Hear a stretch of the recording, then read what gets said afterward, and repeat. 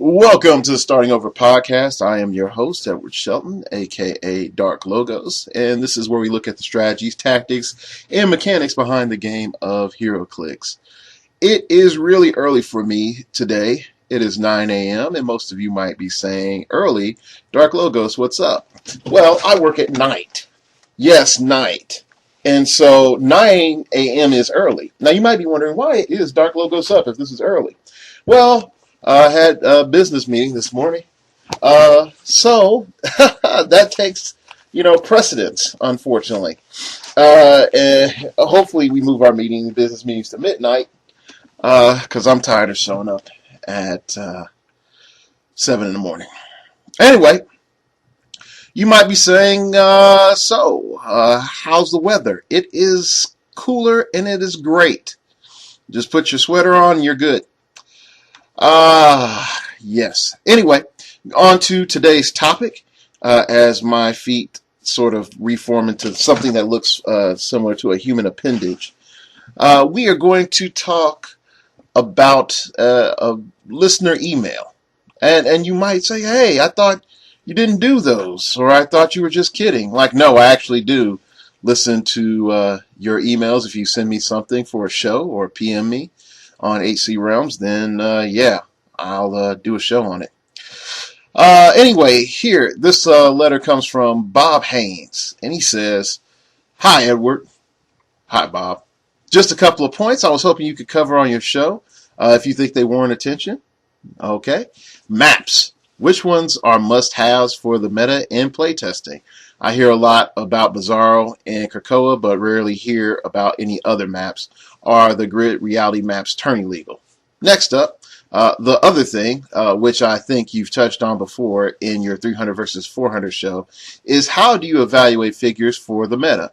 I get it that some are simply too high in cost and likely to get out action, like Sentry Void, Super Rare Thanos, or Rare Sentry, and it's obvious that some figs are basically Drek.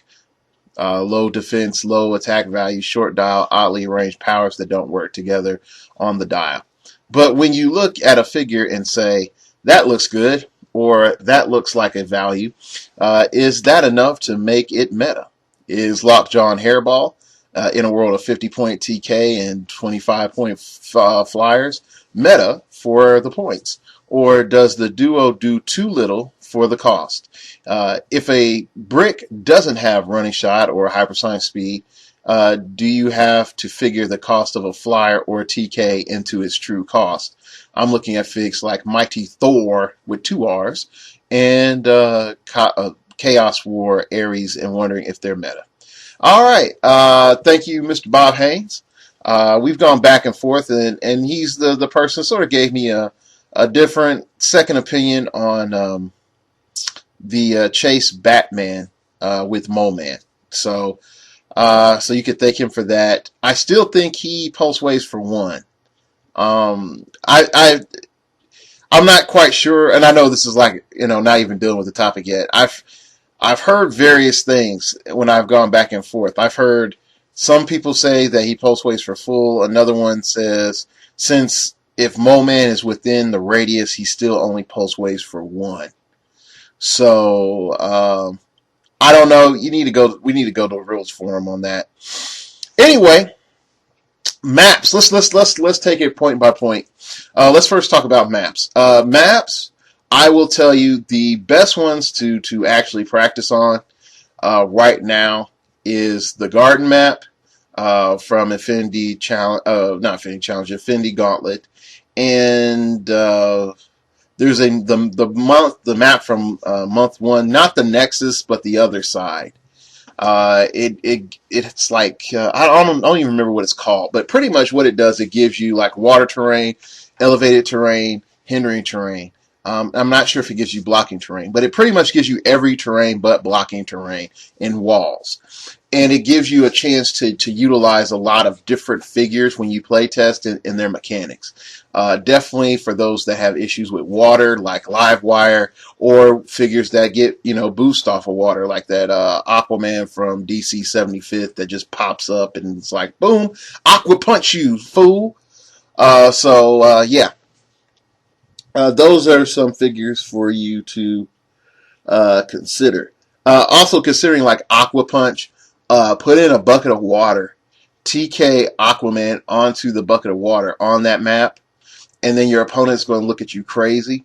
And just have them sit on the bucket of water, and then when your opponent gets anywhere near the water, like Aqua Punch out and hit them, and then they're gonna wonder what happened. Anyway, that map. Bizarre World and Krakoa really are not maps that you play test on because Bizarre World map just is there to nerf Colossals. That's all it does, and it only nerfs 4x2 Colossals, not 2x2 Colossals. So 2x2 Colossals is just like whatever Dormammu running shots up here, Sentinel charges. Your Master Molds and your Galactuses are a little bit screwed on that map, but that's really it. And if your opponent decides to, misplace at any point in time on that map, then they're in trouble themselves. The other map that I would really have you consider is like the Sinister map, which is the jail map, but most people can't really get access to that. I play test on the another map that you probably can't get access to unless you paid for it, which is the Great Arena map. That is a lovely map.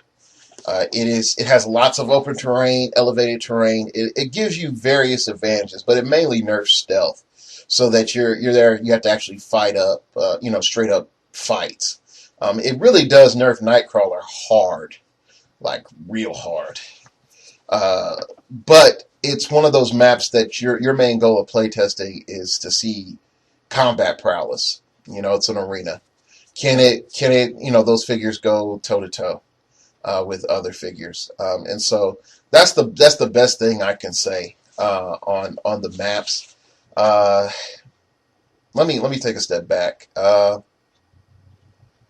I know now this map got overlooked because we immediately played on the map, and then everyone was thinking about Thanos, which is the Grandmaster map. That's actually a very solid map because it gives you various ways of approaching. And because it is an outdoor map, people forget that. And you can sort of run over certain walls and other things. Yeah, that one in particular is nice. The Smallville map on the back of the Bizarre World map is okay to practice on. The one Madripoor on the back of Krakoa is a better map to actually get some solid planning and positioning practice in than a lot of other maps, just because of where the starting areas are at, and that pretty much elevated terrain is critical for that map is making sure that you utilize that elevated terrain and that blocking terrain.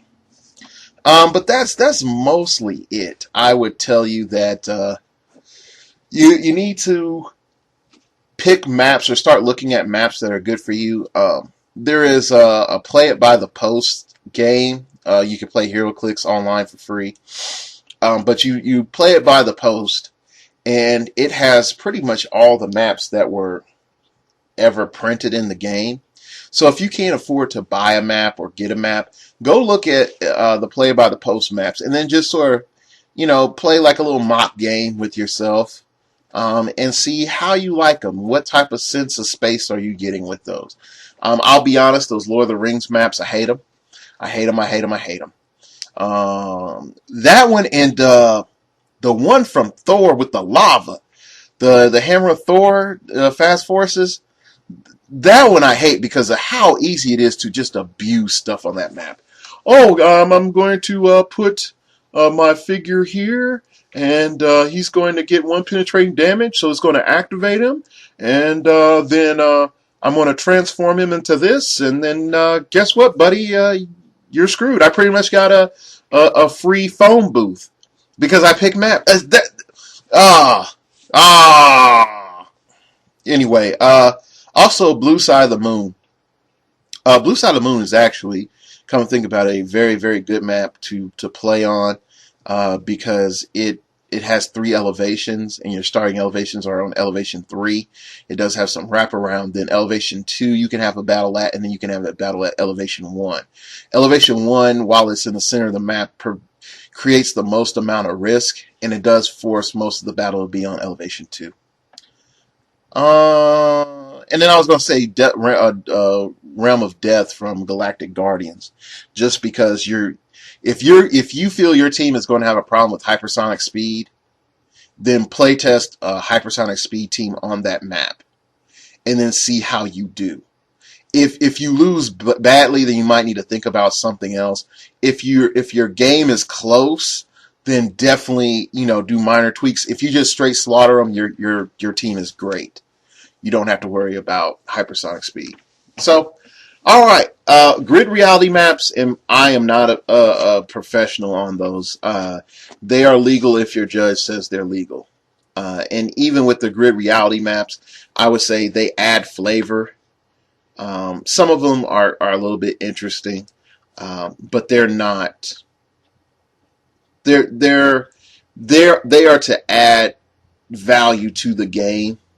They are not there to increase or diversify or assist meta. I hope that helps. Okay, next up, we're going to look at, pretty much how do you judge a high point figure? How do you judge a figure for your points? And that really comes in. First off, you need to take in your scenario. If it's a fun scenario, don't be a douchebag.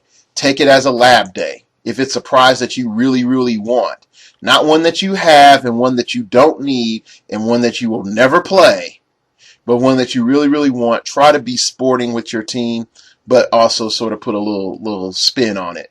But definitely treat, this is down season. And I say down season. This is downtime in between sets.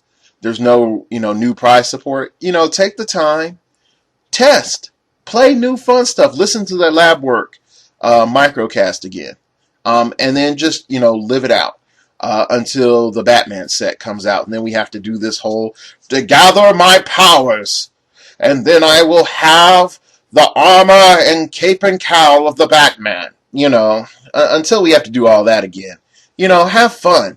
Go and test stuff out. Did you want to play Hulk Mariner with Lyra, with, Thundra, and have it, charging Hulk Madness? Go ahead, play that.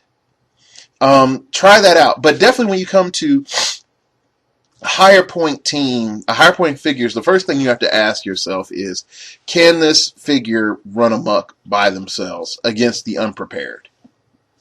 Sentry and Void was like that for like the first 3 weeks because everyone was unprepared. Then after Gen Con, everyone was like, oh, well, he's not that bad, so I don't have to think about him anymore. He's one of those figures where if you play him to the unknowing, he can get ridiculous. Like, he can get a lot of stuff off. The problem comes in is in the era of the Gauntlet and 300-point game, Sentry and Void.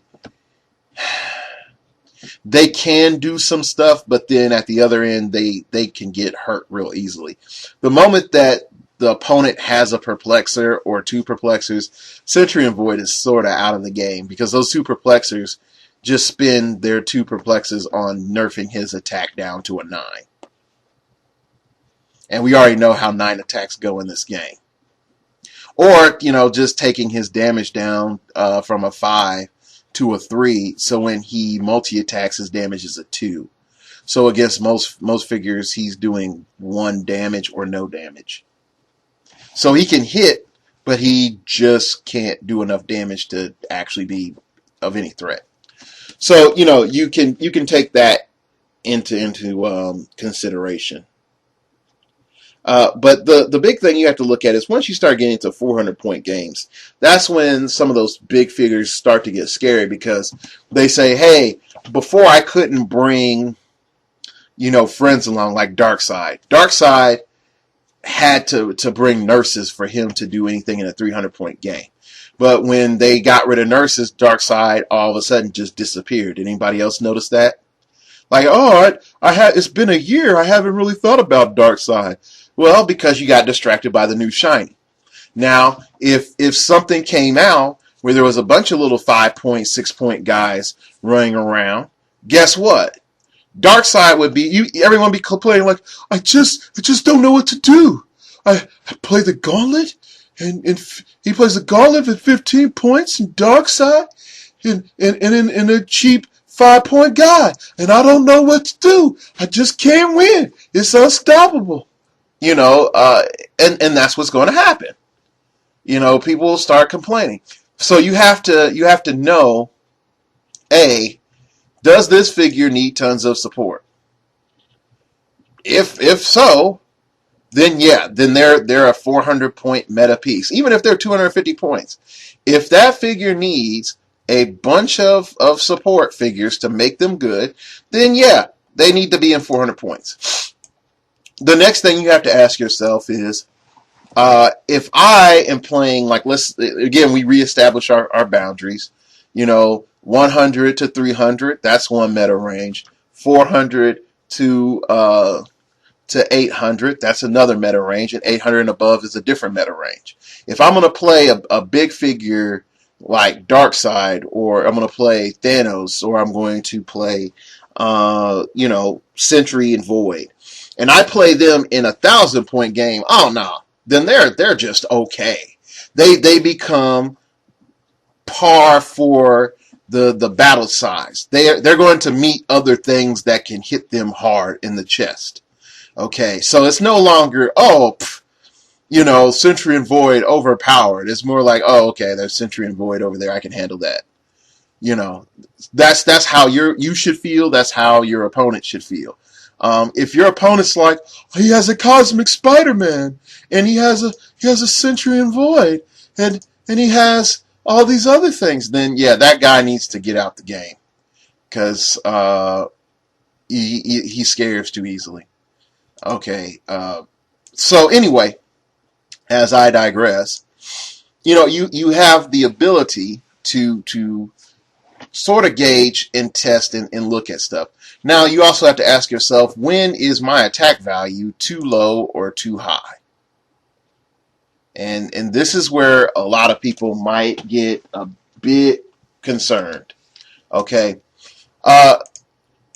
if you say 300-point game, if you have an attack value of an 11, 10 or 11, you're good. 12, you're more than good. Okay, you're above the curve. Okay, once we start getting into 400, 500 points, you need an 11 or a 12. Okay. Now, if you go into that 800 points and above, then you need 12s and 13s, because you're dealing with Colossals, and you're starting to deal with Colossals and their shenanigans. So you're in a whole different ballpark then. Okay. So I want you to keep that in mind. Okay. So if you say, man, this figure has like a 19 defense and like 8 attack, then you need to figure out what they're good for. Are they good for tie-up? Are they good? They're not good for attacking. Are they a good taxi? You need to figure out how you're going to use them effectively. Because if you can't figure out how you're going to use them effectively, then you're going to have problems. Okay? And you might be wondering, like, what is Dark Logos always typing in the background? Well, I was actually looking at Darkseid. And Darkseid comes in at 267. And you can give Darkseid a 15-point gauntlet, which he'll have the reality gem. That puts him at 282. So he has 18 points left. Now, if you go to the Batman set previews, there is a Flock of Bats. And you can get Flock of Bats, and they can do various things. But anyway, there's an 18-point Flock of Bats that you can add. That'll put you exactly at 300. If you take the gauntlet off, you can actually like fit 2 Flock of Bats, and they're okay. But anyway, the issue is that you could actually do Darkseid in like a mastermind fodder for like one attack. And, if you want to do that. So I was just really trying to figure out, is that feasible? And if so, at 300 points. Anyway, but really coming back and looking close about, judging figures, you need to say like, okay, I need a brick in 300 points, and that figure's whole job is just to tie up whoever until I can shoot them down with my range figures. So then you need to say, well, maybe it's best if they have like shape change super senses or shape change and plasticity with invulnerability, or they have shape change super senses and plasticity, or steel energy and super senses, stuff like that. You start to have to determine, even if they have like low defensive numbers. Definitely, but if they have steel energy, then they need like a 10 or above. Then that's really when we need to look at like steel energy as viable. So, but those are things that you need to start looking at, of trying to determine, is this good? Then go play test, do your lab work, and then see like, okay, if something did well in your lab work, then go and take it to a tournament and then see how it does at the tournament. If it does poor at the tournament, then you have a whole different other problem. Then you might have a, what's in between the ears problem, or you just might have something that doesn't work for your play style. It might work at home because, it's convenient. You're being a little bit more leisurely about it. But when you're actually at a tournament, I'll be honest, there's some decks, there's some teams that are too technical for a person to play under stressful situations. Okay? And let me try to make that a little bit more clear. Okay? I had a team that I built pre-Gauntlet, and it was a highly effective team when I play tested it at home, but I kept having some hiccups. And there was the hiccups involved how I was establishing tempo, and during key turns during the game, I wasn't able to get my figures where they need to be. Well, guess what I did? I took out, Scorpio Key. The Scorpio Key, when I took out the Scorpio Key, my team ran great. It ran as intended. The problem is that one of my main attackers that needed to be farther up, that needed to be not on hindering terrain, who needed, certain other advantages, was tied up trying to roll for Scorpio Key. So I have an action of them getting there, a clearing, and then another action for them to roll for Scorpio Key. So you can see how that could be a big issue. Okay. So, keep stuff like that in mind. So, do I have other things on my team that are distracting, or that it makes it so that it doesn't work with how I flow in a highly competitive situation? Okay. So I hope that part helps. Moving on. I would say look at the issue of Lockjaw and Hairball. Lockjaw and Hairball are quirky, and they have a different spot in the meta now. When they initially showed us Lockjaw and Hairball, it's like, oh snap, here it comes. People going to be complaining about this figure left and right, and they're going to say like, here's Lamp again. Didn't WizKids learn anything from last time? But it seems that they did. And Lockjaw and Hairball really are quite tame from a beginner's to an intermediate's point of view. When you start doing some advanced thinking on Lockjaw and Hairball, they're a little strong for 82 points. Let me rephrase that. They are strong in the right hands. And you might say, really? Lockjaw, Hairball, Dark Logos, you're blowing smoke, man. Okay. No, but let's take a step back. Let's look at it. When we look at their dial directly, you're like, phasing, special power, perplex, super senses, blah. There's nothing amazing like that. You don't see any, you're like, oh, well, whatever. This is stupid. Okay. When you look closer, let's look at this trait. The name is Hairball. When Lockjaw and Hairball attacks, they may choose to knock back a hit character 2 squares after actions resolve. Oh, snap. Here's the thing, people.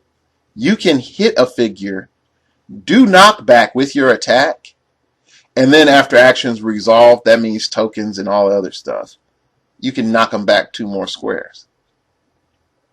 Oh, I guess no one talked about that before, did they? You can if you roll doubles or you don't, you have the if you hit, you have the choice of getting pretty much spatial manipulation. You can knock them back if they're able to be knocked back. Okay? Then you have don't hit the cat or the dog, really. Lockjaw and Hairball can use toughness and super senses. When they succeed on a roll for super senses after actions resolve, you may knock back the attacking character 2 squares. This can't be countered. Okay, so pretty much this power can't be outwitted. So they have a uncounterable toughness and super senses. There's no way you can get past that. Okay, next, well, except for Pulse Wave, but Pulse Wave gets through everything, unless it's ignored. Then the next thing that is interesting with that is, hey, it says whenever they roll super senses and succeed, that the character is knocked back 2 squares. Didn't say melee attack. Oh, you're starting to get it now. Ranged attacks, hypersonic speed attacks. That's the thing. If a figure comes in and does a hypersonic speed attack, they do have to. They technically, even though people do place later, they wherever they are making that attack from, they will be knocked back if Lockjaw and Hairball does roll super senses. And then they have to continue their movement, which could mess a lot of people up. Okay? The other thing about that is, let's say you have a figure with running shot and energy shield deflection, and they're running shot right near a wall. Lockjaw and Hairball roll super senses. Boom. Now they're taking 1 from knockback damage. Lockjaw and Hairball create risk. And not a lot of figures do that. And they create risk for range figures. Because all of a sudden you have a situation where Lockjaw and Hairball are going back and harassing your opponent's support. Your opponent decides that they're going to running shot back and try to hit Lockjaw and Hairball. Lockjaw and Hairball roll super senses. Now that opponent is knocked back towards your approaching force. So even though that your opponent may have run away from your attacking force, they couldn't, if their movement is 8, their running shot is 4, they did running shot 4, you made super senses, you knocked them back 2. Even though there's a distance, there's 2 more distance between, your opponent's piece and your force. That's better than 4 squares between your opponent's piece and your force. Okay? So let's take that, let's keep going forward. Let's keep that in mind, because I do have some stuff I'm going to drop on you with it. Leader of the Pet Avengers plus Cat. Lockjaw and Hairball can use leadership. If they succeed, they may use it to remove tokens from characters with Animal or Pet Avenger keyword, regardless of point value. This can be sort of good, but the main thing is that they get leadership, and then also they can remove tokens from higher point characters with animal keyword. And so, just real briefly, some of note of some animals, just in general, that they can take tokens off of: Tigra, Cosmo, Manwolf, Tiger Shark. You might not think that that's awesome, but they can carry Tiger Shark. That's pretty cool. And then like roll leadership and take a token off of him. It can be really broke. Weapon X from Captain America, Squirrel Girl, Capwolf. Let me do some DC real quick so y'all don't think I'm a hater. Flock of Bats, Catwoman from the 10th anniversary, number 8. Why the heck is she an animal? What is up with that? Beast Boy, Sullivar, Grodd, who else? Well, Gorilla Grodd from Arkham Asylum, but that one's a boss. Really, Grodd from Arkham Asylum is a boss. 161. Taking tokens off of him is evil. You shouldn't allow that. Oh, and Starro the Conqueror, if you're interested and you have that. And don't forget Animal Man. So, with that, you know, there's some things to abuse there. But let's really get into the core shenanigans that he can do. All right, let's do the obvious: Mastermind and Poison. Okay, so when we start looking at our poison options, guess who's the first one that comes to my mind? Yep, that's right, Lex Luthor from 10th Anniversary. You probably were thinking like, oh, there's some other figure. No, Lex Luthor from 10th Anniversary, the one with the hair, has Mastermind and Poison and leadership. And so what's sort of funny is that, you know, with his leadership, he can, with Lex's leadership, pretty much he's going to be able to take tokens off of some of the other figures on your team. And then also, being next to Hairball, Lockjaw and Hairball, he'll be able to take tokens off of them. So pretty much, they're like a match made in heaven. Okay. Next off, with Lex Luthor, Lex Luthor can get perplexed on his second click, and then he could just start smacking figures, or he could just keep poisoning them. You can also sort of say, if you put a full gauntlet on them, then you need to understand that you're going for the gold for getting the other Lex Luthor out. That's your entire purpose. If you do Lockjaw, Hairball, this Lex Luthor with the full gauntlet, then yeah, you're just saying, boom, that's it. I don't care what I have to do. I'm getting, the gauntlet. I'm going to get the other Lex Luthor out. Okay. Now, no, go back to lab work. Go back to the show before lab work as well. Go to episode 29 and really determine, can your team make Lex Luthor promote? Because if your team can't do that, then this might not be the best tech for you. But you pretty much have Lockjaw run around and carry Lex Luthor to poison their support. And your opponent can do very little about it. If you have a very, aggressive, extra like 100 points or 120 points that's left, actually, really it's around 100 points that's left. Maybe actually less than like a 70 points that's left. Then yeah, go ahead, do it, because you're going to need like a medic. Because you're going to have to heal up Lockjaw at some point in time. But yeah, you when you start looking at that situation, you can put constant aggression. You just push Lex Luthor to that click 2. Once he gets downfield and start perplexing people up, and it's like perplexing his damage up, and it's like bam. And you can always position Lockjaw in a way so that if your opponent tries to get at Lex Luthor or outwit Lex Luthor, well, perplex Lex Luthor is really hard. And then also, you can do it in such a way that Lockjaw, if someone does try to make an attack on Lockjaw, that they're knocked back into, your figure that's attacking. So, those are things for you to consider. The other piece of tech that you can do with Lockjaw and Hairball is what I like to call the teleport bomb. Now, the teleport bomb, if this actually goes off as like a meta thing, then you can blame me. But wouldn't be the first time I broke a game.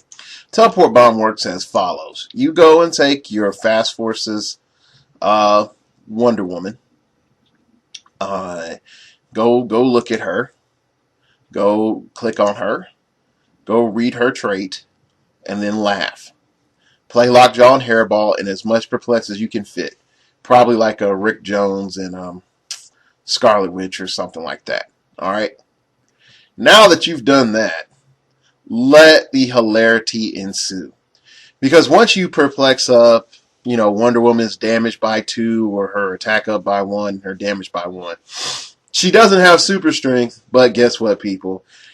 She doesn't really need it because Lockjaw and Hairball are going to phase up, carrying her, which is going to, do a good amount of distance right there, which is going to be 11. Okay, so you're going to carry them 11 with phasing now, so you can get anywhere. Plus, you can also transporter attack and get someone there, but most likely you're just going to phase. Drop her off. Wonder Woman then charges. Okay. She then charges and hits their support figure, or hits their perplex, or hits their TK, and most likely is going to kill them. Okay, now you're up, and yes, your Wonder Woman is in a interesting position. You might say, well, Wonder Woman is now dead. Not exactly. What is Lockjaw doing? Oh, well, I just put Lockjaw to the side there. No, people, you don't do that. Lockjaw ties up their ranged attacker, or their outwit, or blocks them right before she drops. They drop Wonder Woman off. So in doing that, what you've done, you've created defense for your Wonder Woman. So if she needs to go to town next turn, boom, she can go to town next turn. Okay, and push. If it also gives you a little time to get your perplexers back up there, and then you can sort of decide like, that support figure I just killed is dead. I am going to go ahead and try to push to get Wonder Woman back to Lockjaw so I could get him back to heal, or I'm going to decide I'm going to charge this other figure that Lockjaw's tying up, and then Lockjaw's going to push to get us back to such and such a place. Okay, so now all of a sudden, this little tactic that I bring up just seems like very, very exploitative. You can't do that with Dinosaur. I know that for a fact. And you really can't do that with TK. But you're utilizing a specific combination with Wonder Woman and a carrier. Okay, so bear in mind, this is my initial off the cuff, off the top of my head tech. It's not the greatest. I do know that, people. Okay, but at the same time, there are a lot of various things that you can do with Lockjaw that I still think that has been unexplored. And the one thing people that didn't play during Fantastic Forces don't realize, is that Lockjaw by far was one of the most annoying figures in the game. At first it was because of how cheap he was, but then it was because of the mobility options that he was bringing to the teams. That's one of the reasons why Lockjaw could compete against hypersonic speed. It was because his mobility was so high. Okay, so you need to think about this. How do I maximize his mobility? Now, also, we had double time. Double time also was like another factor on that. Double time was a little bit broke. Because double time could take Lockjaw from one end of the board to the other in one turn. So, anyway. Oh, buddy. Those were good times. It's like, those were the days in a non-racist way. Yeah. Okay, now let's go on to the last bit here. If a brick doesn't have running shot or hypersonic speed, do you have to figure the cost of a flyer or a TK into its true cost? I'm looking at Mighty Thor or Chaos War Ares. I'm wondering if they're meta. Okay. So to go back and let's see. If I have a theme team and my team is a slow build team and I don't need to move that much, then I pick a map that I don't need to move that much. If I have 5-6 figures on my team, then let me pick a map that makes all those high mobility teams have problems. Sort of going back to your beginning, your first little element that you're talking about. If my design is not theme team and I have a figure that needs mobility, then I need to factor in what type of mobility do I need. Okay, so let's take for example, let's look at Mighty Thor, because it's been a long time since I've actually looked at him. He's one of those pieces where it's like, oh yeah, I forgot you existed. I was like, oh okay. Mighty Thor is grounded. And since he's grounded, he can be carried. And he does have running shot and 4 damage at 135 points. Now, at that point in the meta, I would have been like, that is great! With your 6 range. But now it's like, oh gosh. No, man. I think not.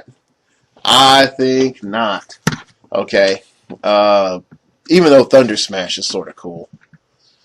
But it's really it's not worth your time to play this chase. This is one of those few times where the chase didn't keep step with the meta. But let's see how can we utilize him? Okay, he has hulked out heroes. Here's the hulked out heroes ATA characters using this team ability can use super strength if they're not on click 1. Uncopyable. Okay, so with hulked out heroes we can get some super strength love later on. Okay, so that's nice. I can get super strength. But when we start looking at the dial, we realize that Mighty Thor doesn't really utilize Hulked Out Heroes ATA too well because he doesn't have any charge. So then that puts him at a whole different spot.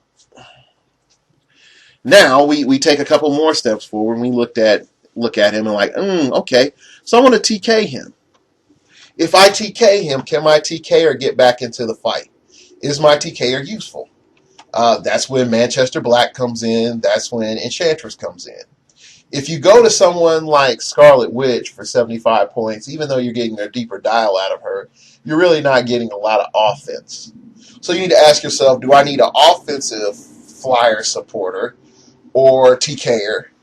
Or do I need a defensive TKer and flyer? So they need to do more than one job in this meta. You can't just be like, my attacker just attacks, my support just does, one type of support. They need to be like, okay, I do a power action support and I do a free action support. I do a power action attack and I do a free action something that helps the team. Or my trait does something inherently that helps the team. You have to have something like that because if you don't, then you're starting to overpay for your support. I mean, that's one of the reasons why Morgan Le Fay is freaking almost broke. Is because she gets a trait support power, and then she has a wild card ability that can give her more support.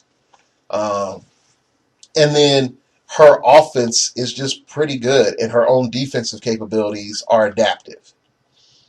So now you're with a figure that can handle whatever you're throwing at her or whatever her biggest threat is without a problem. And not too many figures can do that. So let's look at with Chaos War Ares. We're looking at sort of a not too much of a different reality with him, except he can actually do a lot more damage. So we see that Chaos War Ares has one more range, one more target, one more starting attack, and a little bit more starting movement. Not only that, you can see he has points where he has charge. And he gets some still energy at the end. He has pretty much a lot of good things that help the team. So you might ask, okay, so he has things that help the team. Now what do I do?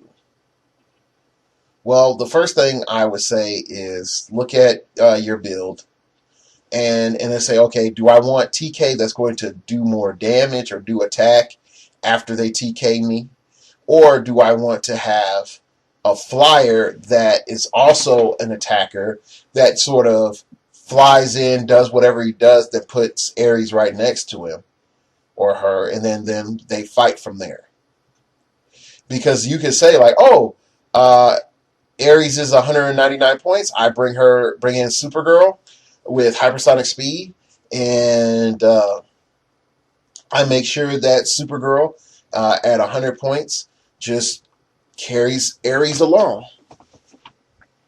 So now I have a 300 point, team that's a duo. So now I could just make sure, like when I do an attack, I set it up so that Ares, is in a solid position for my hypersonic speed attack, or Ares can be in a position to make sure that once I finish my attack, I can drop Ares right next to my biggest threat. Now they have -1 attack. So technically, our defenses have gone up by 1 from that one opponent. Then from that one figure. And then you also have Master of All Weapons. Ares can use Close Combat Expert or Range Combat Expert. Whenever he uses one of these powers, opposing characters can't use that same power until your next turn. These powers can't be countered by characters of 100 points or less. So if you could say, like, my biggest threat is Range Combat Expert, then I'll be like, Ares has Range Combat Expert, you can't use it. Now I've nullified that threat. Okay, so he's providing a defensive option. Okay, I'm about to get hit by Close Combat Expert. From the gauntlet, from their own powers, from a character giving them any of these powers, they can't use it. Okay, now also, the other thing you have to realize is that figures that say when they use Range Combat Expert, when they use Close Combat Expert, special powers, they can't use that either. Okay, so they can't use any other part of that text. So keep those things in mind. So wrapping it all up is look at what you want to do. If you want to be offensive, pick off an offensive flyer. If you want to be defensive, pick a defensive flyer. If you need TK just for the beginning of the game, then pick very, very cheap TK.